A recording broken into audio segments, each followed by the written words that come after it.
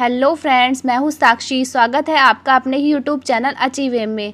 Friends, आज हम आपके लिए हिंदी के महत्वपूर्ण टॉपिक्स लेकर आए हैं, जिसमें हम हिंदी के मुहावरे और संधि विच्छेद को पढ़ेंगे। दोस्तों, ये टॉपिक्स बहुत ही इंपॉर्टेंट है, जो आपके यूपी ट्रिपल एससी पीटी में बहुत ही बेनिफिशियल होंगे। तो प्लीज़ वीडियो को अंत तक देखें, और जो चैनल पर न्यू है तो चैनल को सब्सक्राइब कर लीजिए और बेल आइकन ऑन कर लीजिए, जिससे कि आने वाली सभी वीडियो आपको समय से मिलती रहे। तो ज़्यादा देरी ना करते हुए चलते हैं अपने क्वेश्चंस पर। Let's start. दोस्तों, सबसे पहले हम मुहावरे और लोकोक्तियों के प्रश्न को हल करेंगे। तो आसमान पर चढ़ना का अर्थ है, आसमान पर चढ़ने का अर्थ है option D is a right answer, अत्यधिक प्रशंसा करना। आसमान पर चढ़ना का अर्थ होता है अत्यधिक प्रशंसा करना। नेक्स्ट, आँख की किरकिरी होना का अर्थ है, तो इसका राइट आंसर होगा ऑप्शन ए अप्रिय लगना। आँख की किरकिरी होना का मतलब होता है अप्रिय किसी। लाल पीला होना का अर्थ क्या होता है, मतलब जैसे गुस्से से लाल पीले हो जाते हैं ना, तो फिर इसका आंसर क्या होगा ऑप्शन बी क्रोध करना। जब क्रोध करते हैं तो इंसान क्या हो जाता है, लाल पीला हो जाता है, इसलिए लाल पीला का अर्थ है क्रोध करना। नेक्स्ट, सिर हथेली पर रखना का अर्थ है, तो सिर हथेली पर रखने का अर्थ क्या होता है दोस्तों, ऑप्शन सी मरने के लिए तैयार हो जाना। नेक्स्ट, काम काज में कोरा होना का अर्थ क्या होता है, तो इसका राइट आंसर होगा ऑप्शन डी काम न जानना। काम काज में कोरा होना का मतलब है काम नहीं जानता। जो काम काज में कोरा होता है वो कहते हैं उसको कि काम नहीं जानता ये। नेक्स्ट, जुबान पर लगाम न होना का अर्थ क्या होता है, तो इसका राइट आंसर होगा ऑप्शन बी अनावश्यक रूप से स्पष्टवादी होना। जो अनावश्यक रूप से स्पष्टवादी होते हैं उनको कहते हैं जुबान पर लगाम न होना, जो ज़्यादा बोलते हैं। नेक्स्ट, टांग अड़ाना का अर्थ है, तो इसका राइट आंसर होगा ऑप्शन डी अवरोध पैदा करना। जो जैसे कह देते हैं किसी भी बात में जो कोई ज़्यादा अवरोध पैदा करता है तो मुहावरा है इसका कि टांग अड़ाना। नेक्स्ट, समुद्र मंथन करना का अर्थ क्या होगा, तो इसका राइट आंसर होगा ऑप्शन डी कठोर परिश्रम करना। कठोर परिश्रम करना एक समुद्र मंथन के समान है। नेक्स्ट, तीर मारना का अर्थ है, तो तीर मारना का अर्थ क्या होता है, option C is a right answer बड़ा काम करना। जो बड़ा काम कर देता है तो उससे बोल देते हैं कि तीर मार दिया, तो ये तीर मारना का अर्थ है बड़ा काम करना। नेक्स्ट, तेली का बैल होना का अर्थ क्या होगा, तो इसका राइट आंसर होगा ऑप्शन ए बुरी तरह काम में लगे रहना। जो बुरी तरह काम में लगा रहता है उसे कह देते हैं तेली का बैल। नेक्स्ट, आँख का नीर पानी ढल जाना का अर्थ क्या है, तो इसका राइट आंसर होगा ऑप्शन बी निर्लज्ज हो जाना। जो निर्लज्ज हो जाते हैं उनको कह देते हैं आँख का नीर ढल जाता है। नेक्स्ट, कच्चे घड़े पानी भरने का अर्थ क्या है, तो इसका राइट आंसर होगा ऑप्शन बी ठीक ढंग से काम न करना। जो ठीक ढंग से काम नहीं करते तो उनके लिए ये मुहावरा यूज़ होता है कि कच्चे घड़े में पानी भरने के समान। नेक्स्ट, चांदी का ऐनक लगाने का अर्थ है, तो इसका राइट आंसर क्या होगा दोस्तों, the right answer is option C किसी ना किसी प्रकार प्रतिष्ठा बनाए रखना। तो जो किसी ना किसी प्रकार से प्रतिष्ठा बनाए रखते हैं उनको कहते हैं चांदी का ऐनक लगाना। नेक्स्ट, तो अब हम यहाँ से हमारे मुहावरे ख़त्म हो गए हैं, तो अब हम संधि पढ़ेंगे। दो वर्णों के मेल से होने वाले विकार को क्या कहते हैं, तो इसका राइट आंसर होगा ऑप्शन ए संधि। दो वर्णों के मेल से जो विकार उत्पन्न होता है उसे संधि कहते हैं। जैसे कि ए प्लस ए से क्या बनता है, ए प्लस ए से बनता है आ। ठीक है, मतलब कि एक वर्ण ये दूसरा वर्ण और इससे जो विकार उत्पन्न हुआ उसको हम क्या कहेंगे, संधि कहेंगे। ठीक है दोस्तों, और यदि पूछ लिया जाए संधि कितने प्रकार की होती है, तो संधि कितने प्रकार की होती है, संधि 3 प्रकार की होती है। संधि कितने प्रकार की होती हैं, तो इसका राइट आंसर है ऑप्शन सी 3। संधि 3 प्रकार की होती है। कौन कौन सी होती है, स्वर संधि, व्यंजन संधि और विसर्ग संधि। संधि 3 प्रकार की है, स्वर संधि, व्यंजन संधि और विसर्ग संधि। तो और स्वर संधि कितने प्रकार की होती है यदि पूछ लिया जाए तो स्वर संधि होती है 5 प्रकार की। कौन कौन सी, दीर्घ, गुण, वृद्धि, यण और अयादि। नेक्स्ट, दयानंद में प्रयुक्त संधि का नाम, तो दयानंद में कौन सी संधि प्रयोग हुई है, इसका राइट आंसर है ऑप्शन बी दीर्घ संधि। दीर्घ संधि इज द राइट आंसर। दीर्घ संधि क्या होती है दोस्तों, दीर्घ संधि वह संधि होती है ह्रस्व या दीर्घ स्वर, जैसे कि ए ई उ के पश्चात ह्रस्व या दीर्घ स्वर आए तो उनसे जो विकार उत्पन्न होता है वो बड़ा आ, बड़ी ई और बड़ा ऊ का विकार उत्पन्न करते हैं, तो उसको ही दीर्घ संधि कहते हैं। नेक्स्ट क्वेश्चन, कपीस में प्रयुक्त संधि का नाम है, तो इसका राइट आंसर होगा ऑप्शन बी दीर्घ संधि। कपीस में कौन सी संधि है? दीर्घ संधि है।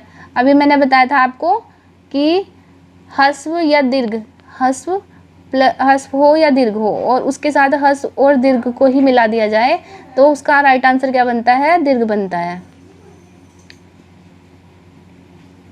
में सदैव में प्रयुक्त संधि का नाम, तो सदैव में कौन सी संधि प्रयोग हुई है? इसका राइट आंसर है ऑप्शन बी स्वर संधि।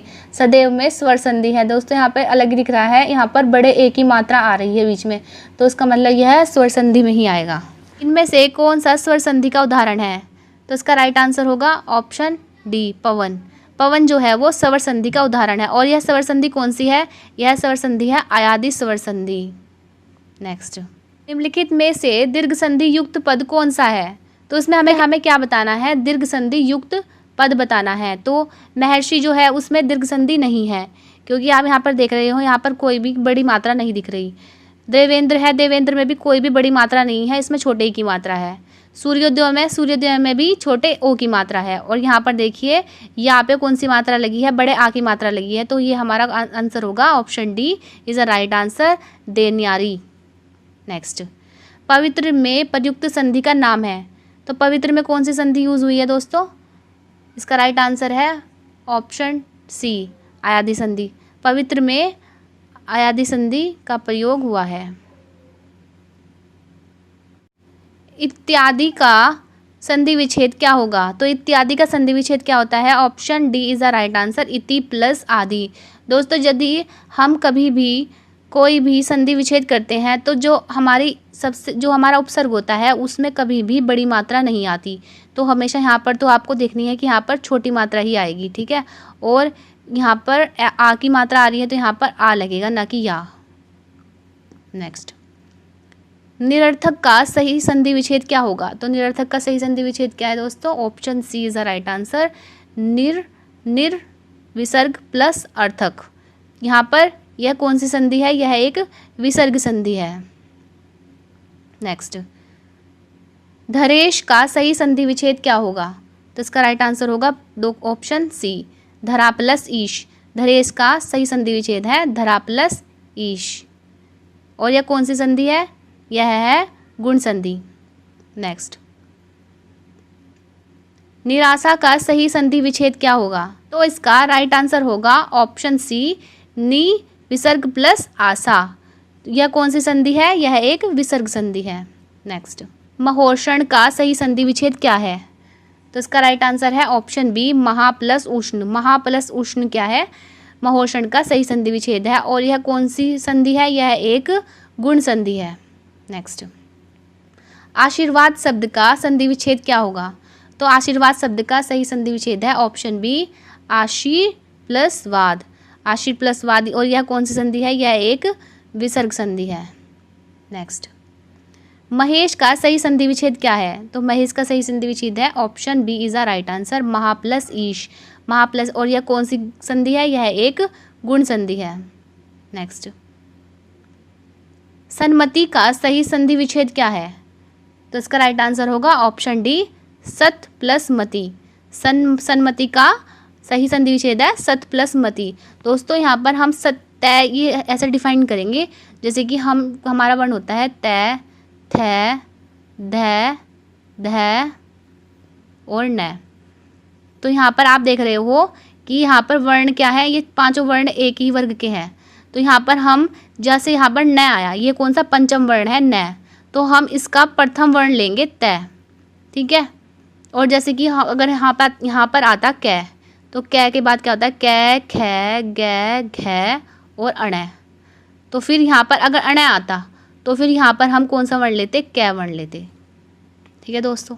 नेक्स्ट, अन्वय का सही संधि विच्छेद क्या होगा? तो इसका राइट आंसर है ऑप्शन ए, अनु प्लस अय। अन्वय का सही संधि विच्छेद क्या है? अनु प्लस अय। परोपकार में प्रयुक्त संधि का नाम है? तो इसका राइट आंसर होगा ऑप्शन बी, गुण संधि। परोपकार में कौन सी संधि है? गुण संधि है। दोस्तों यहाँ पे पता चल रहा है ना, रै पे ओ की मात्रा आ रही है, तो ये कौन सी मात्रा होगी? गुण संधि होगी। दोस्तों जहाँ पर भी आपको दिखे ए की मात्रा या फिर सिंगल ओ की मात्रा दिखे, ठीक है, तो समझ लीजिए वहाँ पर कौन सी संधि होगी, वहाँ पर गुण संधि होगी। नेक्स्ट, निम्नलिखित में से कौन सा शब्द स्वर संधि का उदाहरण है?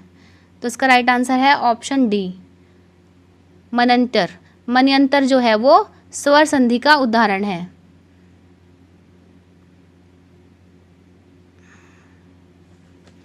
दोस्तों हमारे क्वेश्चन यहीं पर ख़त्म होते हैं। यदि वीडियो अच्छी लगी तो वीडियो को लाइक करें, सब्सक्राइब करें और अपने दोस्तों को भी शेयर कीजिए, जिससे कि उनको भी इस वीडियो का बेनिफिट हो सके। Thank you.